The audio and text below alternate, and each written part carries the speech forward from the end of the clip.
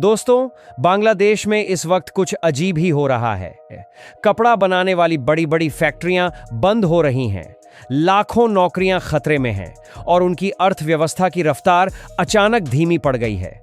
बाहर से देखने पर यह एक अंदरूनी समस्या लगती है, लेकिन क्या हो अगर मैं आपसे कहूं कि इस पूरी उथल-पुथल के तार भारत के एक सरकारी दस्तावेज से जुड़े हैं।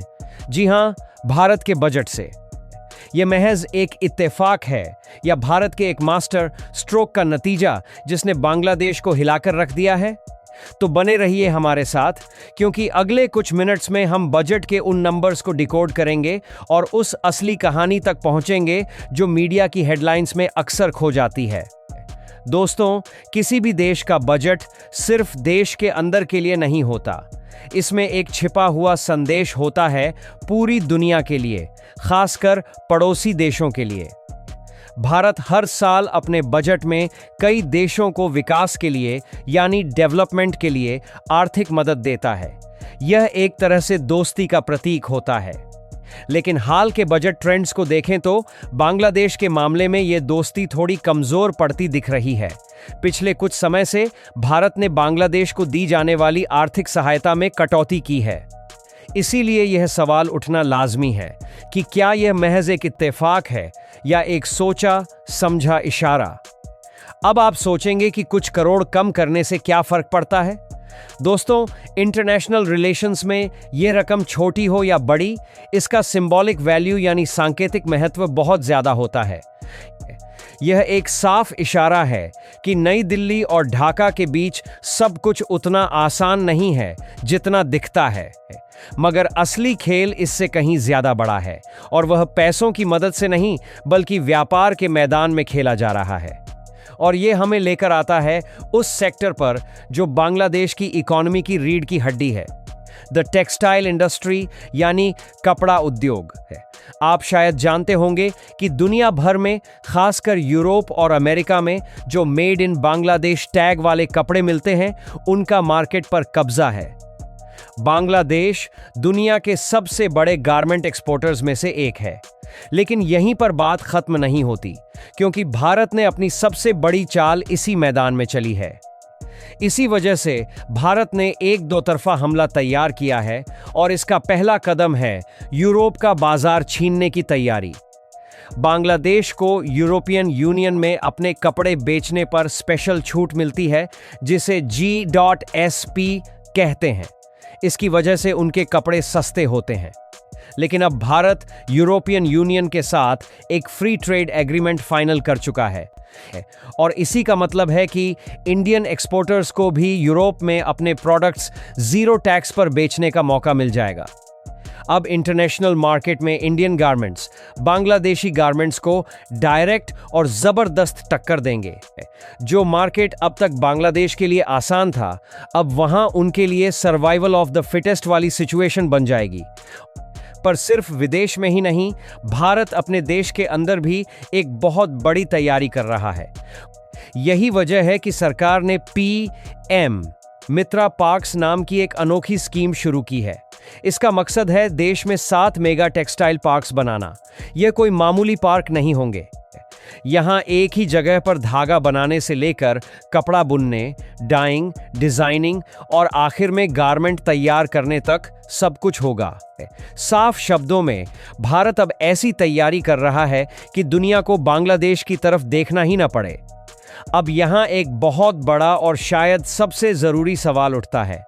यह सब सुनकर आपके मन में भी यही आ रहा होगा कि आखिर भारत ऐसा क्यों कर रहा है?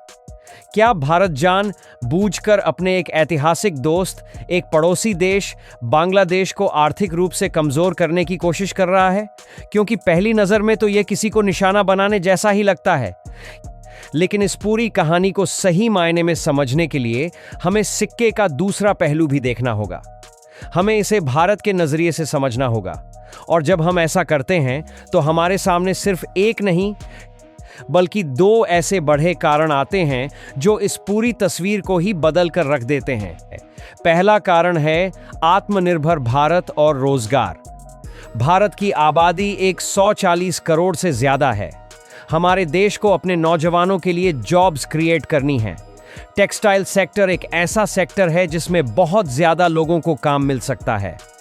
इसलिए जब भारत अपने टेक्सटाइल सेक्टर को मजबूत करता है तो इसका प्राइमरी मकसद अपने देश के लोगों को काम देना और अपनी इकोनॉमी को आत्मनिर्भर बनाना है। अगर इस रेस में कोई दूसरा देश पीछे छूटता है तो वह एक साइड इफेक्ट है, प्राइमरी गोल नहीं। मगर एक और शायद सबसे बड़ा कारण है जिस पर मेनस्ट्रीम मीडिया में खुलकर चर्चा कम होती है। भारत यह संदेश देना चाहता है कि अगर आपको विकास चाहिए, अगर आपको एक भरोसेमंद पार्टनर चाहिए, तो वह विकल्प भारत भी है। अपनी टेक्सटाइल इंडस्ट्री को ग्लोबल पावर हाउस बनाकर भारत न सिर्फ अपनी इकोनॉमी को मजबूत कर रहा है, बल्कि वह दक्षिण एशिया में शक्ति के संतुलन को यानी पावर बैलेंस को भी अपने पक्ष में करने की एक बहुत ही सोची समझी कोशिश कर रहा है। यह एक आर्थिक चाल से कहीं बढ़कर एक जियो पॉलिटिकल मास्टर स्ट्रोक है। तो अब हम आते हैं अपने आखिरी और सबसे बड़े सवाल पर, क्या इन सब से बांग्लादेश बर्बाद हो जाएगा? देखिए, बर्बाद होना एक बड़ा शब्द है। बांग्लादेश का टेक्सटाइल सेक्टर पिछले कई दशकों में तैयार हुआ है, उनके पास अनुभव है और एक नेटवर्क है। वह इतनी आसानी से हार नहीं मानेंगे। लेकिन हाँ, उनके लिए आने वाला समय एक वेकअप कॉल जरूर है। उन्हें अब भारत से मिलने वाले इस मेगा कंपटीशन के लिए तैयार रहना होगा। भारत के कदम ने उनके कंफर्ट जोन को चैलेंज किया है। यह एक आर्थिक युद्ध की शुरुआत है, जहां टिकेगा वही जो सबसे बेहतर और सबसे कॉम्पिटिटिव होगा। मगर इस सब से एक बात तो साफ हो जाती है कि भारत का बजट अब केवल एक घरेलू लेखा जोखा नहीं रह गया है। यह एक पावरफुल टूल, एक स्ट्रैटेजिक हथियार बन चुका है, जिसका इस्तेमाल इंडिया अब ग्लोबल स्टेज पर अपनी जगह मजबूत करने के लिए पूरी कुशलता से कर रहा है। लेकिन इस नई ताकत के साथ ही एक बड़ा सवाल भी खड़ा होता है, नैतिकता का और नेशनल इंटरेस्ट का। आपको क्या लगता है? क्या एक देश का अपनी इकोनॉमी को प्राथमिकता देना हर हाल में सही है, भले ही इसके परिणाम से किसी पड़ोसी देश के सामने मुश्किलें खड़ी हो जाएं? आपकी इस पर क्या राय है, हमें नीचे कमेंट्स में विस्तार से ज़रूर बताएं।